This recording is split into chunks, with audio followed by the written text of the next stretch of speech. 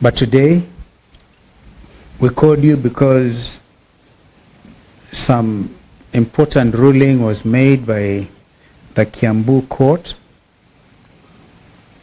which had issued orders against the reconstitution of the IEBC selection panel, itself a product of the IEBC Amendment Act, which is the only statute signed into law following the National Dialogue Committee deliberations. Now that, as we have said before, Azimio had nothing to do with it, and we are not here to talk about Azimio because a lot has been happening within Azimio itself. But for purposes of reconstitution of the IEBC selection panel, it was the Kenya Kwanza coalition side and the Azimio side and others, the faith-based organizations and others. So now we demand that President William Ruto moves with speed to now put in place the 9-person selection panel for the IEBC, leading, of course, into the formation and reconstitution of the IEBC. There can be no other pretense. Others, as I said, were blaming us, and this was not an application in Kiambu. This was a state-sponsored application, and we are happy they have ordered, or whatever it is, a judge in Kiambu. We don't want to criticize that ruling. But now, the other matter in the Court of Appeal by Mr. Augustine Muli can continue because there are no orders. There are no orders in that matter before the Court of Appeal. The orders are only out of the Kiambu court. Therefore, this is a second opportunity, and I spoke about this last time when my good friend Weta, he still remains my very good friend, by the way, in spite of the talks I've had out there in the West. So this is a time for him to forward the names. As chairperson of the Parliamentary Service Commission, I think it is the Senate, or is it the Senate clerk who is supposed to forward these names forthwith to the President, and the President should immediately put in place the IEBC selection panel. On Monday, we hope to come up with a very clear statement on what's going on in the meantime within the IEBC Secretariat itself. There are terrible things going on there, like procurement, and they're testing the ground. We gather there's somebody, or former commissioner, sitting as an advisor in State House who is giving instructions to the IEBC Secretariat. The country is watching, and they're testing waters. If we allow them to go on with the procurement, the next thing they want to do is even procure election materials for 2027, print them in excess of the numbers that will be there, in order to further compromise the integrity of the election process. We also know that they have actually removed the server from IEBC to some other destination. Well, that is not our business now, because our main principles do not seem interested. Ama selection panel ambayo itajihusisha sa na swala la uundaji upya kamati ama tume ya uchaguzi wa Kenya. Kazi hiyo ina umuhimu kabisa, na sasa hakuna takshishi, hakuna pingamizi, unless of course KK wanarudia tena na kuanzisha mambo mengine ambayo hatuwezi tukaelewa. But we have been vindicated. We have nothing to do with the delay. We have had nothing to do with this delay. And now we are urging, we are demanding. Remember, we said by March, if there is no movement towards the putting in place a new IEBC, we would get to the streets. There are those who think the Gen Zs have not been demonstrating. But you all know they are in the space. There are now demonstrations online, and Kenya can never be the same again. So that will be those are my remarks. My colleagues here will make further comments. I think we start with JN, and then our brother will complete because he has visitors in his backyard. Thank you. Asante. Ni kuongezea tu kusema ya kwamba ni vyema William Ruto hakikisha kwamba IEBC commissioners are in place kwa haraka ili yaweze kunyoroshwa na opposition ambayo inaongozwa na Stephen Kalonzo Musyoka. Hii haitakuwa mambo ya yai ili anachorwa na hii ni kupagusa kabisa. Na ni asubuhi mapema amekaa kilialia mambo ya yai, sasa agoje kunyoroshwa na Kalonzo mwenyewe. La pili ni kusema ya kwamba the first task William had was to dismantle IEBC. We now have gone for more than 2 years without an IEBC. He seems set now to embark on dismantling the judiciary. The removal of the security team or the security officers from the CJ's office, because we are dealing with the office, is an indication of a person who is still bent on capturing all these institutions.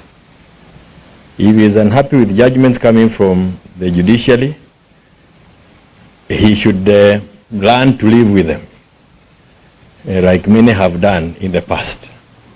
But removing security from the Chief Justice is an attempt again to capture the institution like he has captured Parliament, he has captured IEBC, and he certainly wants to capture the judiciary. Na sisi tunataka kusimama na mambo ya mahakama na tuseme ya kwamba majaji wa mahakama waruhusiwa wafanye kazi yao bila maneno ya kuwasubua hata kama hufurahi yale ambao wanatoa kama uamuzi. We demand the restatement of the security to the CJ and any other judicial officer whose security has been withdrawn. It is the only thing he can do. Ama pia achorwe.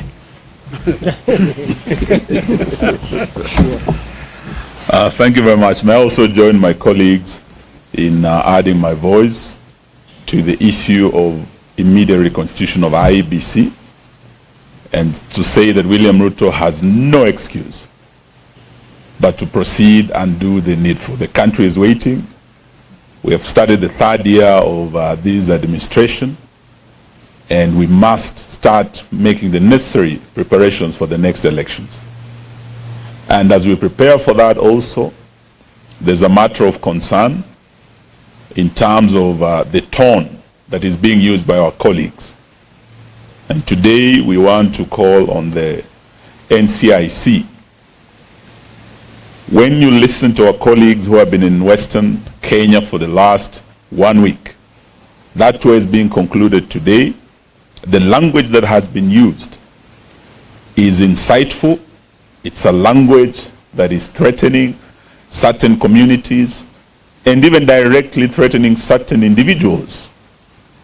From coming to Western Kenya, I heard one individual say that Honorable Kalonzo should not step in Western Kenya. And this was said by a governor. My good friend Paul Otoma of Busia County made utterances that are insightful, that threatened violence against leaders and a particular community, the Mount Kenya community, which is now being targeted for demonization, for isolation. And this is language we've had before. We remember the 2007 general election and the 2008 post-election violence, when language of 41 against 1 was used.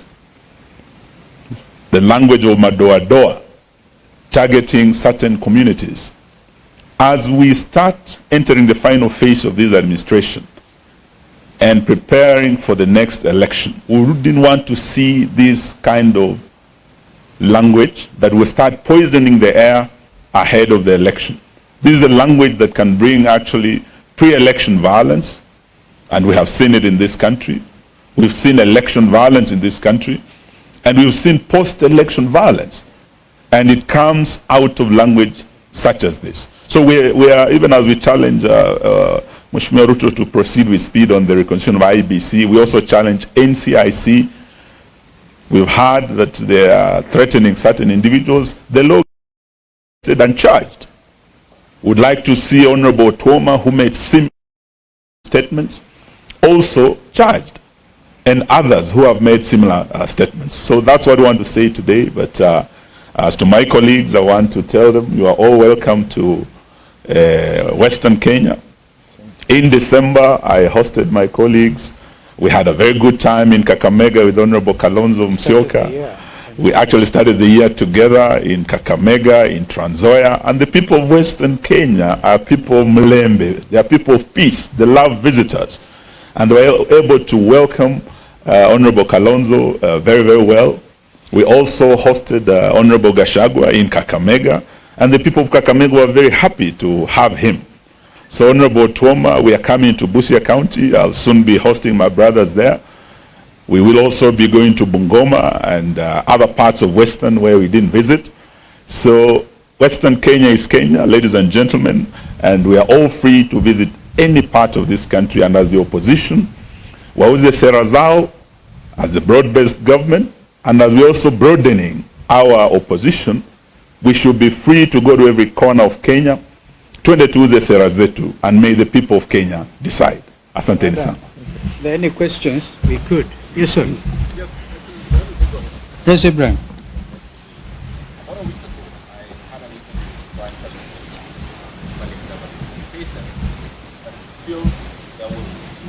There were concerted efforts by political players, very concerted, to legitimize the 2007 election. It fell short of mentioning all these political people as well.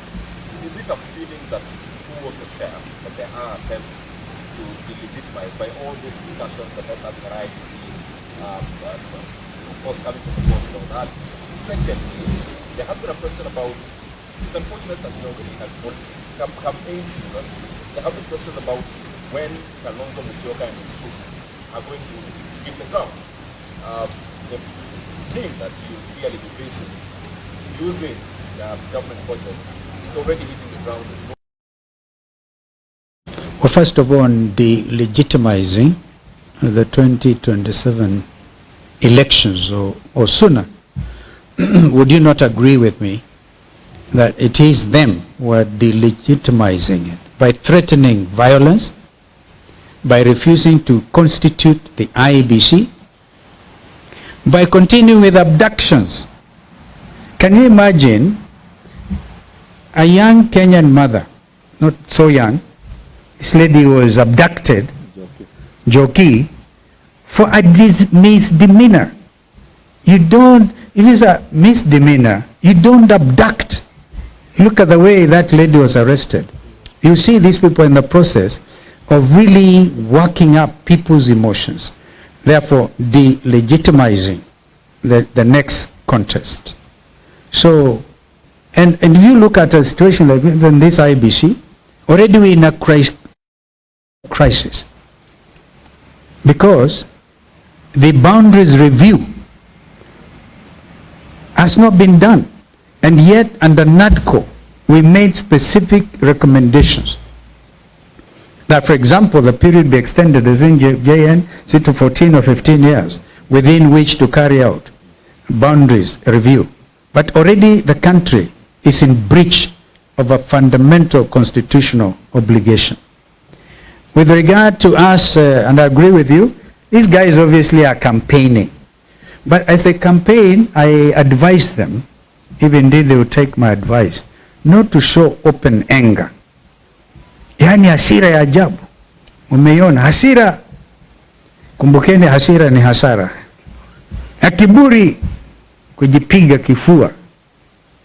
Kwa sababu tumesema tu kwamba if a company is in receivership, under receivership, like Mumia Sugar, how does a company under receivership issue bonuses?